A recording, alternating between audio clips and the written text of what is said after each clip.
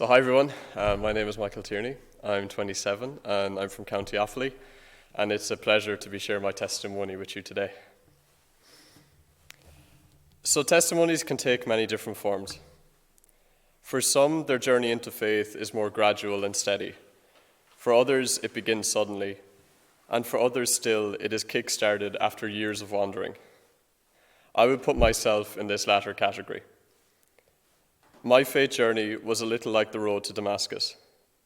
For much of my life, I had taken the road that led away from God. But God, in his infinite mercy, appeared suddenly to me on that road and eventually led me back to the righteous path. I grew up in a loving traditional Catholic family. My mum and dad have a strong faith, and they served as important spiritual and moral examples to me growing up. I looked up in particular to my dad.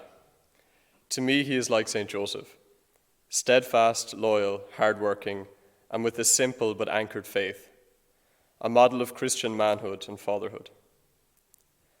Another important person in my life was my grandmother. She lived with us until she passed away when I was in my early teens. Her very being for me was a proof of God's existence, because she radiated a joy and a peace that I knew could not be of this world. Yet even this supernatural joy was not always enough to convince myself and my cousins to end our game of catch and come into the kitchen to pray the rosary. To this day, I still remember finding my sister and my cousin hiding under my bed to escape rosary time. Well, so far so good. I had good examples in the faith growing up, a loving Catholic home, and even an interest in religion. For each of these things, I'm so grateful to God. Unfortunately, however, one crucial ingredient lacked: a personal relationship with God. I never knew how to have a personal relationship with him. To be honest, I didn't even see this as the point of our faith. In my mind, God was like a judge who kept tabs on our sins.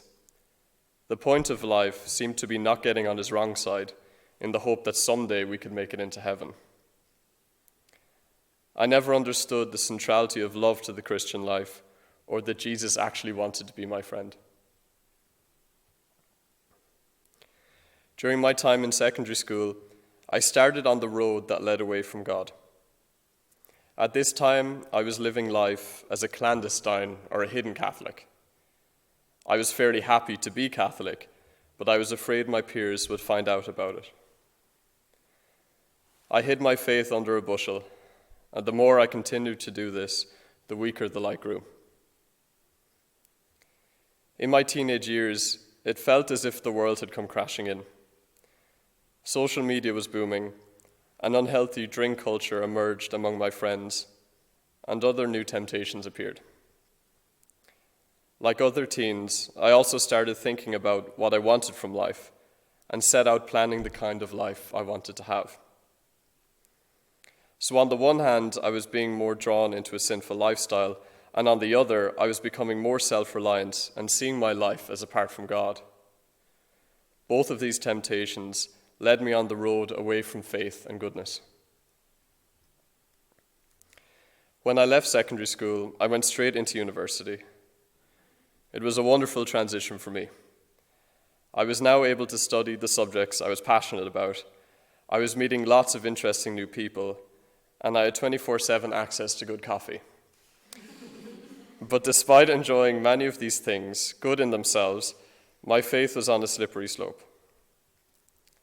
I was no longer a clandestine Catholic at this stage. I was by now a practical atheist. A practical atheist is someone who believes in God, but acts as if he doesn't exist. Living away from my parents at home, I practically stopped going to Sunday Mass and prayed only rarely. But despite no longer practicing my faith and falling further into sin, God did not abandon me on my way to Damascus. Sometimes the thought would even cross my mind that God was somehow protecting me, or at least deterring me from falling deeper into sin. Although I showed little regard for faith in college, there was one devotional practice I didn't abandon: wearing my miraculous medal. I still trusted in the intercessory power of Our Lady, and I wanted to keep her on side in case times got tough. I now strongly believe that God had used that small act of faith on my part to maintain a channel of grace in my life that helped carry me through that period. But in spite of this grace, I fell further still. After I graduated, I took up a job as an English teacher in a remote part of Spain. Living away from home with few hours and good pay, I resolved to enjoy myself. Deep inside, I felt that maybe this would be my last chance to live young, wild, and free before embarking on a PhD or some career. At this point on my road to Damascus, I was no longer walking away from God, but actively running and resisting. In a strange way, I felt as if God wanted me for something, that He was calling me to live a different kind of lifestyle. But I batted away these thoughts. I had my own life plans, and I didn't want God coming in and upsetting them. It was then that I started to become a bit rebellious against God. In a way, I wanted to prove to Him that He didn't want me, that I wasn't good enough to be part of His designs. And so, with a group of other English teachers my own age, I started drinking, taking drugs, and partying simply for the sake of a good time. I kept on this road for a few months, but eventually my lifestyle choices started catching up on me. About 8 months into my stay, I slipped into a low mood, caused by the acute lack of meaning in my life. It was as if a hole had opened up in my heart, and none of the fun, socializing, or freedom as the world sees it could fill it. They only made things worse. It all came to a head one night. I was over at my friend's apartment. We were partying as we normally did. I left early because I wasn't feeling well. I went back to my own flat and knew I was in a bad way. I was very agitated and wasn't sure how I'd make it through the night. To this day, I have never felt my own human fragility more vividly than on that night. I knew that only God could help me through it, and so I cried out to Him and His Blessed Mother for their intercession. What still amazes me today was that God listened to the voice of my pleading.